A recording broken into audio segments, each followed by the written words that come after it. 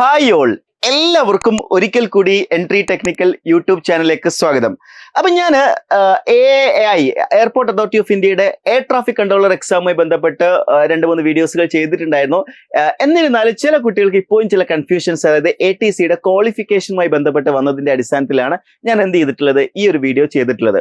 അതായത് നമ്മുടെ ക്വാളിഫിക്കേഷന്റെ ഈ ഒരു വീഡിയോയിൽ അല്ലെങ്കിൽ ആ ഒരു കഴിഞ്ഞ പ്രാവശ്യത്തെ നോട്ടിഫിക്കേഷനിൽ വന്നിട്ടുള്ളത് BSc physics, BSc maths, BTech എന്നുള്ള രീതിയിലാണ് വന്നിരിക്കുന്നത്. എന്നാൽ BSc ഫിസിക്സ് അപ്ലൈ ചെയ്ത എല്ലാവർക്കും അപ്ലൈ ചെയ്യാൻ പറ്റുമോ?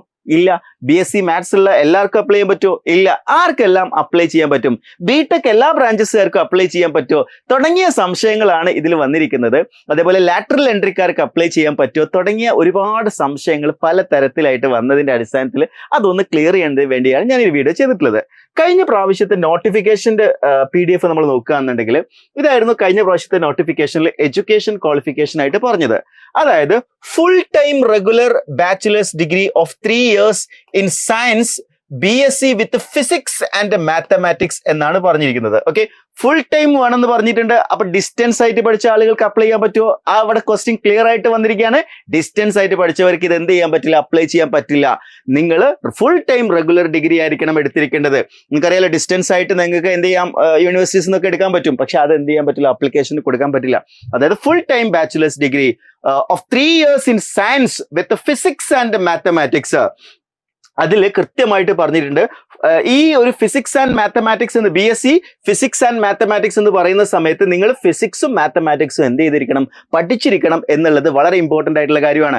Then full time regular bachelor's degree in engineering in any discipline physics and mathematics should be physics and mathematics should be subject of any of the semester curriculum എന്ന് പറഞ്ഞിട്ടുണ്ട്. നിങ്ങൾക്കറിയാം BTechന്റെ first ഇയറിൽ എന്ത് വരുന്നുണ്ട്, ഫിസിക്സ് ആൻഡ് മാത്തമാറ്റിക്സ് വരുന്നുണ്ട്, engineering physics, engineering maths, engineering chemistry ഒക്കെ വരുന്നുണ്ടല്ലേ. അപ്പോൾ തീർച്ചയായിട്ടും എന്ത് ചെയ്യാവുന്നതാണ്, എല്ലാ എഞ്ചിനീയറിംഗ് ബ്രാഞ്ചുകാർക്കും അപ്ലൈ ചെയ്യാവുന്നതാണ്. അപ്പം ഈ പറഞ്ഞിരിക്കുന്ന ക്വാളിഫിക്കേഷൻ കൃത്യമായിട്ട് മനസ്സിലാക്കി വെക്കുക. Full time regular bachelor degree of 3 years in science BSc with physics and mathematics. അതിൽ ഞാൻ ഒന്നുകൂടി ഒന്ന് ക്ലാരിഫൈ ചെയ്യാണ്. ഫിസിക്സ്, BSc ഫിസിക്സ് ഉള്ള എല്ലാ ആളുകൾക്കും അപ്ലൈ ചെയ്യാൻ പറ്റുമോ? അവിടെയാണ് അടുത്തൊരു ടെസ്റ്റ് കിടക്കുന്നത്. അതായത് ഫിസിക്സും മാത്തമാറ്റിക്സും 2 ഡിഗ്രിയാണോ? അല്ല. ഫിസിക്സ് പഠിച്ച ആളുകൾ ഓപ്ഷണൽ ആയിട്ട് മാത്തമാറ്റിക്സ് എടുത്തിരിക്കണം. മാത്സ് പഠിച്ച ആളുകൾ ഓപ്ഷണൽ ആയിട്ട് ഫിസിക്സും എടുത്തിരിക്കണം. എന്നാൽ മാത്രമേ എന്ത് ചെയ്യാൻ പറ്റുള്ളൂ, ഈ ഒരു പോസ്റ്റിലേക്ക് അപ്ലൈ ചെയ്യാൻ പറ്റുള്ളൂ. ഒരിക്കൽ കൂടി പറയാണ്, full time regular bachelor degree of 3 years in science with physics and mathematics എന്നാണ് പറഞ്ഞിരിക്കുന്നത്. അതേ കേസിനാണ് എഞ്ചിനീയേഴ്സിനെ സംബന്ധിച്ചിടത്തോളം. അപ്പൊ എഞ്ചിനീയേഴ്സിനെ സംബന്ധിച്ചിടത്തോളം തീർച്ചയായിട്ടും ബുദ്ധിമുട്ടൊന്നുമില്ല. അവർ ഫിസിക്സും മാത്സും എന്ത് ചെയ്തിട്ടുണ്ട്, അവരെ കരിക്കുലത്തിൽ പഠിക്കുന്നുണ്ട്. ഇനി ഒരു വലിയ ഡേഞ്ചറസ് ആയിട്ടുള്ള മറ്റൊരു കാര്യം കൂടി പറഞ്ഞിരിക്കുകയാണ്. ലാറ്ററൽ എൻട്രി കഴിഞ്ഞ് വന്നിട്ടുള്ള ആളുകൾക്ക് അപ്ലൈ ചെയ്യാൻ പറ്റുമോ ഇല്ലയോ? അവിടെ ഒരു ക്വസ്റ്റ്യൻ ആണ്. കാരണം ലാറ്ററൽ എൻട്രി നമുക്കറിയാം അവർ വരുന്നത് ഏത് ഇയറിലേക്കാണ്, സെക്കൻഡ് ഇയറിലേക്കാണ് അവർ വരുന്നത്. നമ്മൾ ഈ ഫിസിക്സ് മാത്സ് പഠിക്കുന്നത് എവിടെയാണ്, ഫസ്റ്റ് ഇയറിലാണ് നമ്മൾ പഠിക്കുന്നത്. അതുകൊണ്ട് ലാറ്ററൽ എൻട്രി കഴിഞ്ഞ ആളുകൾക്കും അപ്ലൈ ചെയ്യാൻ പറ്റില്ല. ലാറ്ററൽ എൻട്രി വഴി BTechന് വന്ന ആളുകൾ ഫിസിക്സും മാത്സും എഞ്ചിനീയറിംഗിൽ പഠിക്കുന്നില്ല. അതുകൊണ്ട് അവർക്കും അപ്ലൈ ചെയ്യാൻ പറ്റില്ല. പിന്നെ ഒരു കണ്ടീഷൻ കൂടി എന്താ പറഞ്ഞിരിക്കുന്നത്, candidate shall have minimum proficiency in both spoken and written English of the level 10+2 standard. The candidate shall have passed English as one of the subject in 10th or 12th. അത് എല്ലാവർക്കും ഉണ്ടാവില്ല അല്ലേ, 10th 12th ആയിട്ട് എന്തായാലും English പാസ്സായിട്ടായിരിക്കും ഇവിടേക്ക് വന്നിട്ടുണ്ടാവുക. So അതിൽ confusions ഒന്നുമില്ല. ഈ പറഞ്ഞിരിക്കുന്ന കാര്യത്തിൽ അതായത് ഫിസിക്സും മാത്സും പഠിക്കുന്ന ആളുകൾക്കാണ് എന്ത് ചെയ്യാൻ പറ്റുന്നത്.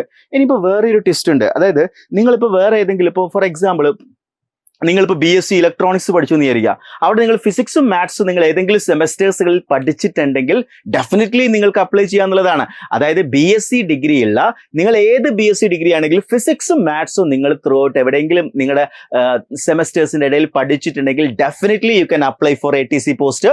അതേപോലെ എഞ്ചിനീയറിംഗ് ഗ്രാജുവേറ്റ്സിന്റെ കേസിലേക്ക് വരുന്ന സമയത്ത് എഞ്ചിനീയറിംഗ് ഗ്രാജുവേറ്റ്സ് ഫസ്റ്റ് ഇയറിൽ പഠിച്ചിരിക്കണം. അതുകൊണ്ട് ലാറ്ററൽ എൻട്രിക്കാർക്ക് അപ്ലൈ ചെയ്യാൻ പറ്റില്ല, ഡിപ്ലോമക്കാർക്കും അപ്ലൈ ചെയ്യാൻ പറ്റില്ല. എനിക്കറിയാലോ, ഡിപ്ലോമ ഇതിൽ പറഞ്ഞിട്ടില്ല, കാരണം ഡിഗ്രി തന്നെയാണ് പറഞ്ഞിരിക്കുന്നത്, ഡിഗ്രി ലെവൽ എക്സാംസ് ആണ്.